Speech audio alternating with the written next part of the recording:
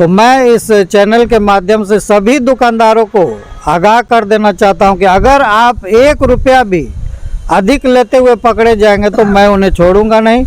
उन पर सीधे कार्रवाई होगी और उनका लाइसेंस तो रद्द होगा ही और फिर सारा व्यवसाय उनका बंद हो जाएगा। भी अनुरोध करता हूं कि आप 1 रुपया अधिक ना दें और जो डीलर ऐसा करते हैं या मांगते हैं उसकी तुरंत शिकायत मेरे मोबाइल पर करें।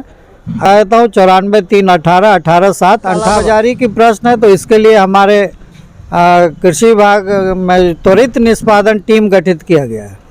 और आप लोगों ने देखा होगा कि परसों एक मनोज भगत है शिवानी खाद बीज भंडार, उसके खिलाफ हमने एफआईआर दर्ज करने का आदेश प्रखंड कृषि पदाधिकारी को मुरलीगंज को दिया। नमस्कार, आप देख रहे हैं KosiTimes.com और मैं हूं रविकांत कुमार। जिले में इन दिनों खाद की किल्लत से किसान काफ़ी परेशान है। बीते दिनों कई जगहों पर किसानों के द्वारा प्रदर्शन भी किया गया था। आक्रोशित किसानों का कहना है कि जो मकई और गेहूं की बुआई के लिए उन्हें पर्याप्त मात्रा में खाद नहीं मिल पा रहा है। हालांकि जिला प्रशासन के द्वारा लगातार प्रयास किया जा रहा है। क्या कुछ किया जा रहा है और जो खाद की किल्लत है, इस बीच कालाबाजारी का भी मामला सामने आ रहा है। हमारे साथ खुद बातचीत करने के लिए जिला कृषि पदाधिकारी राजन बालन सर है। जिस तरह से जिले में खाद की किल्लत सामने आ रही है, किसान कई जगह पर प्रदर्शन भी किया है। सबसे पहले किसानों को खाद उपलब्ध कराने के लिए क्या योजना बनाई गई है सर? खाद की किल्लत जहाँ तक कि आप लोगों ने देखा होगा कि पिछले कई वर्षों में डीएपी की कमी कभी नहीं हुई और इस बार हो रही है। इसका मुख्य कारण यही है कि डीएपी इस बार राष्ट्रीय स्तर पर शॉर्टेज है, क्योंकि डीएपी हमारे देश में जो आता है वो इम्पोर्टेड होता है, आयात होता है और उसका 65% आयात होता है, 35% ही हमारे देश में उसका निर्माण होता है। तो इस बार आयात में कमी होने के कारण पूरे देश में डीएपी की कमी है और बिहार में भी इसका असर दिख रहा है। आप लोग देख रहे होंगे कि इस बार हम लोगों ने कृषि विभाग के द्वारा 12,000 MT का डिमांड किया गया था, जिसका सप्लाई भी कम है, मात्र 8,000 MT ही दिया गया अभी, जबकि इसका पीक पीरियड था डीएपी डिमांड का। फिर भी हम लोग लगातार प्रयास में है कि विभाग को हमने कृषि निदेशक को पत्र भी दिया है कि जो हमारा 4,000 शेष आवंटन है उसको जल्द से जल्द आप उपलब्ध कराएं। जहाँ तक कालाबाजारी की प्रश्न है, तो इसके लिए हमारे कृषि विभाग में त्वरित निष्पादन टीम गठित किया गया है।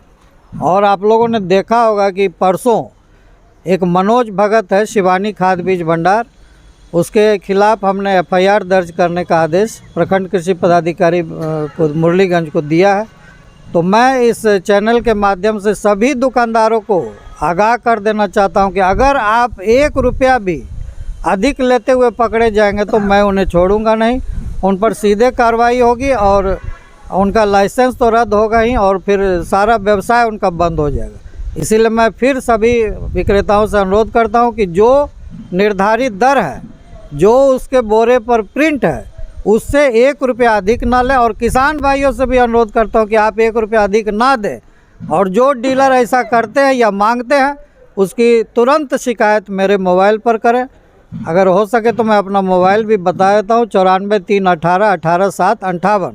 इस पर आप शिकायत कर सकते हैं, उसके खिलाफ त्वरित कार्रवाई की जाएगी, यही मेरा उम्मीद। एक बार आपका नंबर सर फिर से रिपीट किया जाए। 94 3 18 18 7 58, जिला कृषि पदाधिकारी मधेपुरा। ये नंबर आप नोट कर लीजिए। और जिस तरह से सर आपने कहा कि कार्रवाई हो रही है, लगातार वो दिख भी रही है कि अगर किसानों की शिकायत होती है तो आपकी टीम जाकर के, जैसा कि मुरलीगंज का वो मामला आया था, रामपुर के किसानों को खाद बेचा गया था अधिक दाम पर। एक मामला ये भी सामने आ रहा है कि इस बीच कालाबाजारी के बीच नकली खाद की भी आ रही है, तो ये क्या मामला है? देखिए, नकली खाद किसी के कह देने से नहीं होता है। जैसा कि हमने वहाँ देखा भी मुरलीगंज में, वो किसान का आरोप था कि पत्थर बन जाना। हो सकता है कि खाद स्टॉक में पड़ा काफ़ी दिन, अगर वो जैसे 6 महीना साल भर का हो गया, उस परिस्थिति में भी वो पत्थर बनता है। तो ये कह देना, एक पुराना खाद होना और नकली खाद होना, दोनों में अंतर है। तो सीधे नकली खाद बोल देना ये मेरे अनुसार उचित नहीं होगा। इसीलिए उसी दिन हमने उस खाद का सैंपल लिया है और नमूना लिया है और उसको सीधे उर्वरक जांच प्रयोगशाला जो है पटना, वहाँ हमने भेज दिया है। अगर वहाँ से वो रिपोर्ट आता है कि वो अमानक है, मतलब वो नकली साबित होगा। मानक है तो ये कहना कि वो नकली है, ये गलत साबित है। जिस तरह से सर खाद के लिए मारामारी हो रही है, आपने कहा कि कुछ खाद आए हुए हैं लोगों को, हालांकि कल से अब उपलब्ध भी हो पा रहा है, कई जगह बिस्कोमान भवन में वितरण भी कराया जाए, लेकिन फिर भी काफ़ी मारामारी है, तो किसानों को क्या कहना चाहेंगे? किसानों को मैं ये कहना चाहता हूँ, अभी ये मारामारी की स्थिति कुछ इसको भयावह बना दिया गया है। मतलब भयावह इस रूप में कि भाई आगे से खाद नहीं मिलेगा, इसीलिए जिस किसान को 1 बोरा या 2 बोरे की आवश्यकता है वो 5 बोरा के लिए मार कर रहा है। तो इसीलिए मैं किसान भाइयों से अनुरोध करता हूं कि अभी जो जितना आवश्यकता है उतना ही खाद लें। पुनः खाद आने वाला है, ज़िले में खाद की कोई कमी नहीं होगी, आप इसको स्टॉक करके ना रखें।